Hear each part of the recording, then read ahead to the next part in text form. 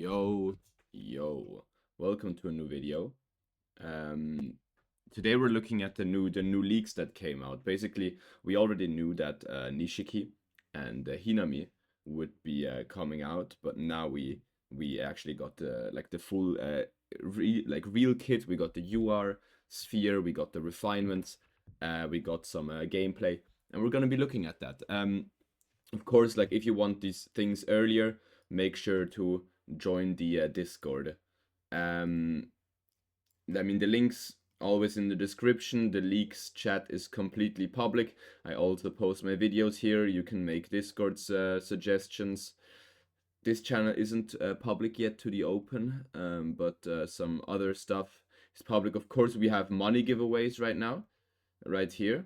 A giveaway is going on for 4 more days, so don't forget about that.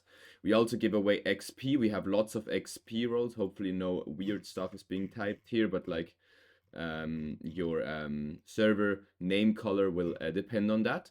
But yeah, make sure to join. Anyways, so Hinami and Nishiki are coming out, and many people have been asking like what I think the teams will look like. And for that, first let's actually look at the kits of said characters. So Nishiki is gonna be an assist character. Like his attack is cool and all, but like we can fully ignore this. The only thing that will be relevant about him is his assist stuff. Hinami, I mean, she doesn't do damage. It's a support. This is the animation. It looks pretty cool, actually. I'm a pretty big fan of it. But yeah, I mean, both these are pretty irrelevant. Um, let's first look at Nishiki. So, um, his UR sphere is also an assist passive, which is pretty nice. But I mean, this is a pretty shit one if we're being honest. Like, when an allied character is defeated, the next one active skill hits for all allies deal,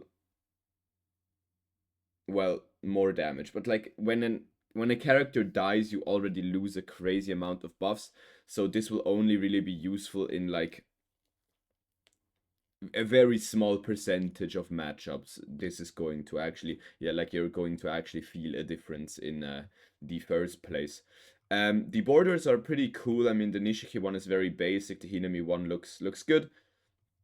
And yeah, this is the Nishiki part. So we have Nishiki right here. Pretty standard outfit, not that big of a fan. But let's look at his kit. So his normal active skill is the single target damage that we just saw. And we can see here Ultra Dust nullifies the target's passive effects. After affected target is attacked by an active skill, target takes 77% more damage. So it's like a semi-support thing. But this is what we care about here, the assist passive. Backup. Well, both. When the battle starts, grants allies 3 stacks of welcome. When your turn starts, removes 1 stack of welcome. For all allies with welcome, they gain 1 stack of high morale. Okay, so at the beginning, you get 3 stacks of this, which means 9% max HP and 9% regeneration state. And when your turn starts, one of these will get like swapped for high morale, which increases your damage dealt and your crit damage, which is pretty decent. Yeah, it seems like a good assist character. Then when battle starts, it increases basic stats by 16%. This is not assist anymore, so this is on field. And I mean, it's just not good enough. Like he does do some good cool stuff. He reduces enemy max HP, but you will never be able to actually effectively replace a current Untaiko team member for him. But the assist passive is very good. So I am a pretty big fan of that. Now, another thing that's pretty good is that this is one of the rare assists that, like, if you really want to bring your team to the maximum, you can triple S him. Because he has some crazy talents. So yeah, it's these ones right here. So effective in assistance in PvP, increase crit damage by 10%. That's a big amount. That's a very big buff right here. So like, I mean, if you have the resources for it, you can go for it. It is talent number 3. So 1-3, which means if you get lucky, you don't even need to refine that much. But of course, if you get unlucky, you might get it on the 13th worst case scenario, which is S plus. Uh, wait, no, it's S actually. It's S plus. So that would be a bit unlucky. And then we have the other one. When battle starts, increases the caster's damage taken by 5%. So I don't know if I'm bad at comprehending this or if it's a mistranslation, because I mean, this would mean that you get nerfed because the caster is your unit that's holding him. Um, but this is either his overall damage dealt is increased by 5%, or the enemies that used an active skill have 5% higher damage taken. I'm not entirely sure. The translation is a bit weird here. It's a similar situation like when Roma released, where it just said that she like nerfs your team. But yeah, the rest is on-field passives that are like decent, but we're not gonna play him on field. So can't really say much more about him. He's simply an assist character. Now comes Hinami though. So the Hinami UR attack sphere. When your turn starts, for each one ally below 50% HP, grants all allies 2.5% increased defense up to 10%. And okay, it was cut off. But yeah, basically, the lower you get, the more tanky you get. And I mean, it's not an insane buff, but like it still helps. The issue is just like most carries nowadays ignore defense. So these defense stats don't get as much value as you'd think they get. But it still buffs nonetheless for the entire team, and it will still definitely make a difference, just not that big of a difference. Um, then let's go to her. So I believe, did we get the CP leaked as well or not? No, this is Ayato. Okay, maybe it's just not here, but they're gonna be very high CP, of course. But yeah, we have the Hinami right here. She's always sitting, which I guess is something new. The outfit looks pretty cool. Um, yeah, it's the first sitting character, I'm pretty sure. And then we have this. So, Ultra Care exists, but then increases all allied characters' basic stats by roughly 20% for 2 turns. That's pretty big. Um, like 20% basic stat increase, that's huge, honestly. And then it also procs Ultra Care, and Ultra Care immune to debuffs and basic stat reduction. When attacked, the attacker's crit rate is treated as 0. When taking crit damage, reduce the damage by 50%. This is disgusting. This is so overly broken. Um, it's like gonna make the team a bit too tanky, I fear. However, um, like if you open your eyes for the people complaining, this doesn't say it's Anteku locked. This passive is completely broken, and soon you will see why it's even more OP. It's not Anteku locked. You can play her on any team. She's gonna be better on Anteku, sure, but this broken passive every org can abuse. So go for it. I mean, it's OP, right?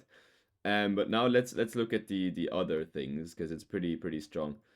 So when your turn starts, increases all allies damage dealt, again, not Anteku.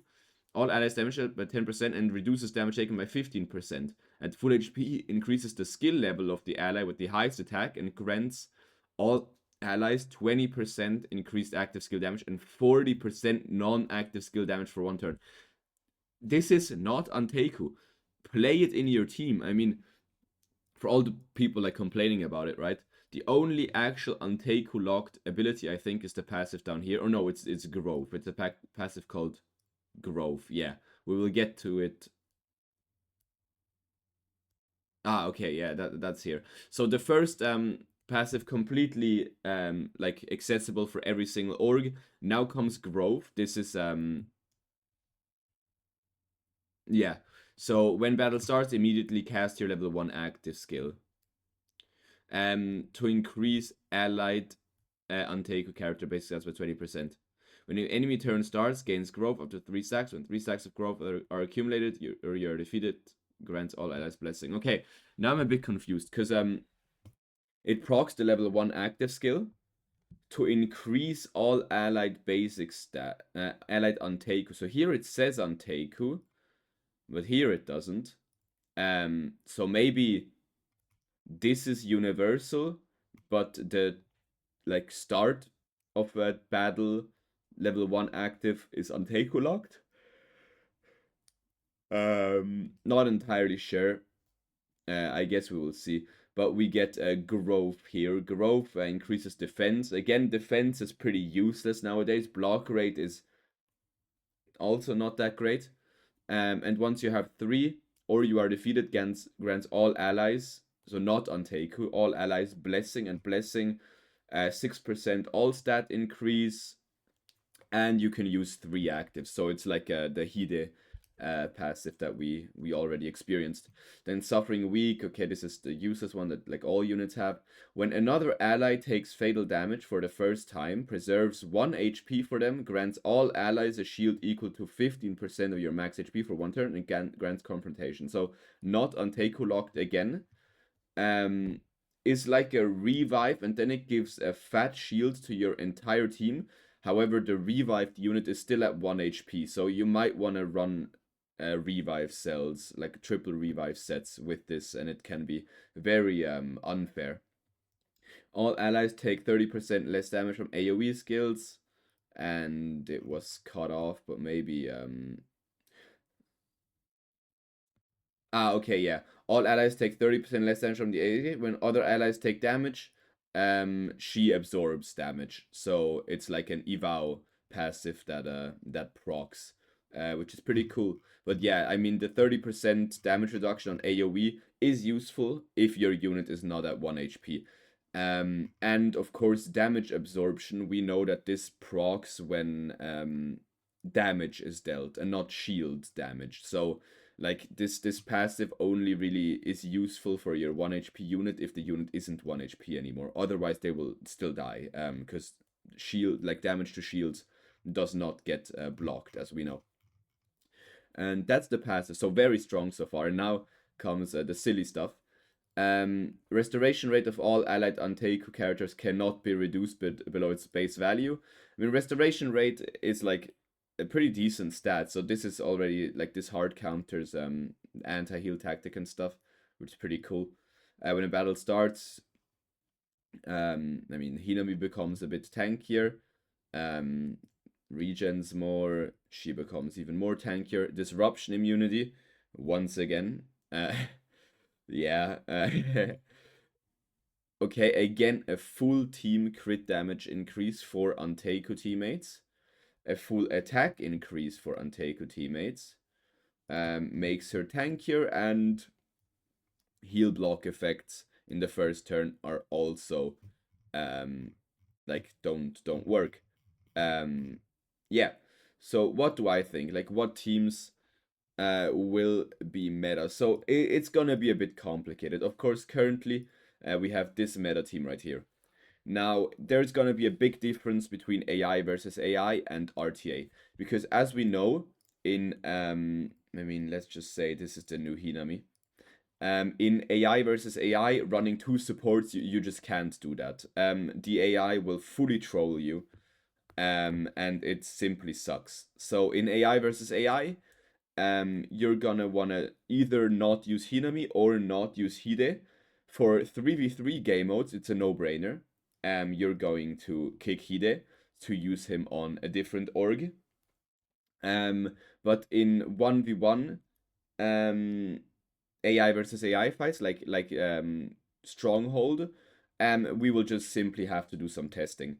In most cases, a tankier lineup has been better in the past, so it will kind of depend on how tanky this Hinami can actually make your team.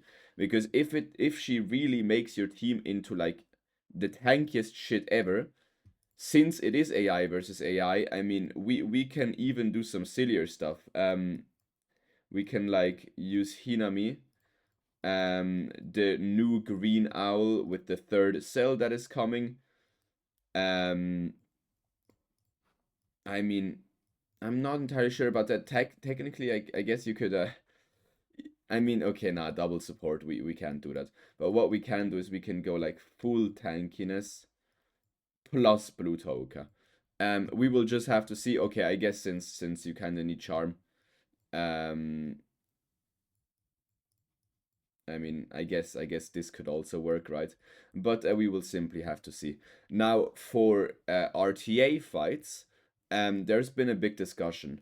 Like some people, of course, you don't replace Blue Toka. You also don't replace Charm because the team simply falls apart.